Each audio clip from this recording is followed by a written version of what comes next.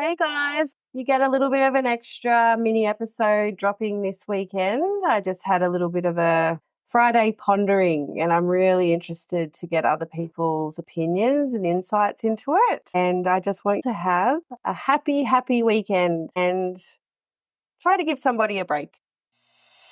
Hello, friends. Welcome to the Neuralicious podcast. This is a space where we can talk openly about parenting neurodiverse kids. I'm Emily, founder and director of Mummel Road, an NDIS registered autism specific service. I'm also the mum of 3 kids, and my eldest has a ton of neurospice. And I'm Kylee. I'm a paediatric occupational therapist who has a special interest in ADHD, autism, and building connection with kids who don't really seem to like anyone.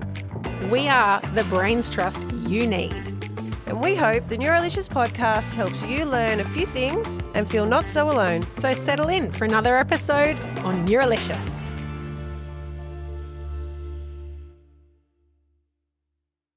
I have a situation to dissect with you today.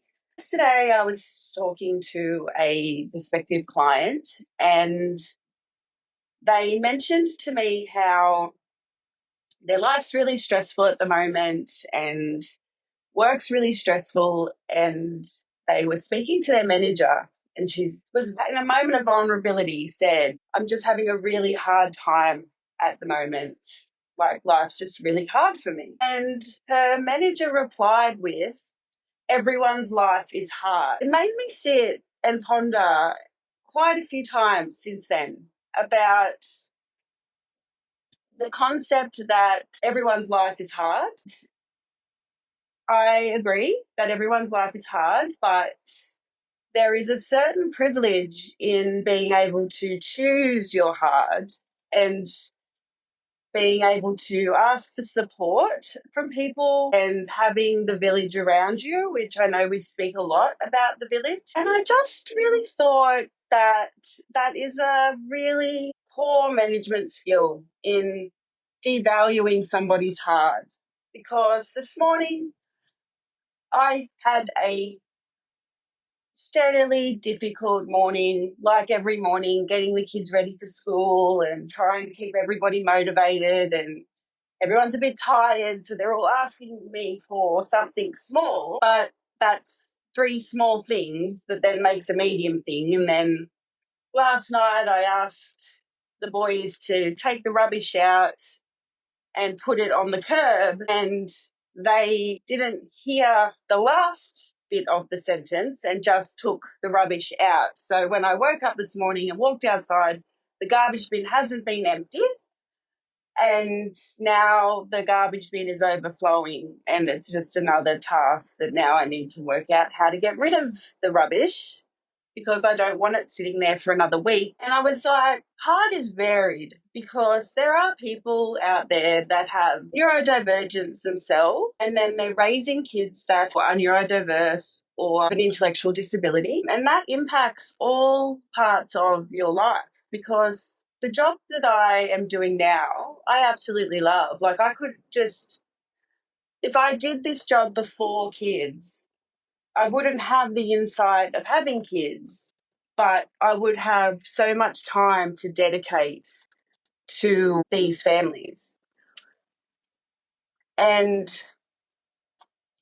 then I have to click off, leave that, come home, and then there's another role and task to be done at home. I'm not currently in the position where I have a cleaner or a lawnmower or anything to sort of assist with those common duties that have to happen every day or every week. Yes, I do have kids, but the mental load of asking them and then the emotional load of having to put up with them whinging about having to do the task is another thing in itself that you really have to be mentally strong for. One of the things that I really notice in my life is when I start to become chaotic in my brain, my house and car become really chaotic too. And because my kids have been raised by me, they follow suit, and their rooms and lives are chaotic. There's common things that kids do where they just walk their clothes off in the morning and things are just left on the floor.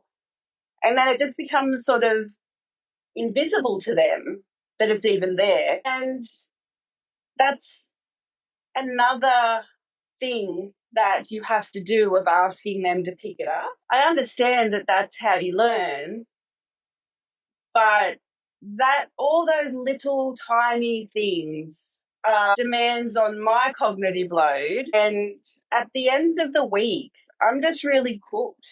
So I'm now committed to going to the gym today at 9:30, just trying to really get my head clear. But I have all of this stuff sitting in the back of my head that needs to be done, and there's no time to do it. I'm getting older. I can't function on little to no sleep. I'm not a good, happy human. And this week I've really tried to get ahead of the game and stayed up and tried to clean so that the house is looking good. And I turn around and then the next day it's just like a bomb's hit it again. And that's me running on 6 hours sleep. And I'm like, my life in comparison to a lot of people's is not hard. My kids are fairly compliant. They're pretty good at running their own show for their ages. I don't have any significant barriers in their engagement in their environment or things like that. There are people out there that are truly having a much, much harder time than me with less resources. And I think that I'm going to butcher the quote, but privilege is blind to those who have it is a really important thing to sort of acknowledge as a society, that you're hard and the person next to you's hard are not the same. And it's not fair to impact somebody's life financially, emotionally, whatever, by saying a remark so flippant as to push the responsibility off you and back onto them when everybody's trying their best. I was just really taken back that that's how people are living their life, that if you think you've got it hard, look at this, instead of sitting there and holding space for someone in their hard. So I guess my message is, if you can help somebody in the tiniest little way, just do it. Just help them a little bit.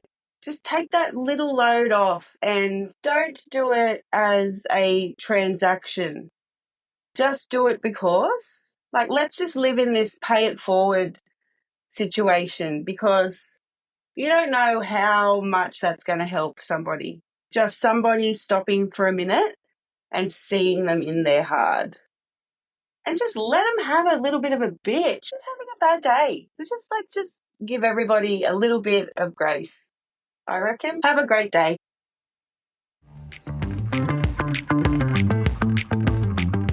Thanks for joining us on the Neuralicious podcast. If you've enjoyed this conversation and want to find out more, head to the Mumble Road Facebook page, where we share moments from the podcast and so much more. Like stories you can relate to. And we'll ask you, the Neuralicious community, how things are going at your place. We'll also answer your questions whenever we can. Until next time, be kind to yourself.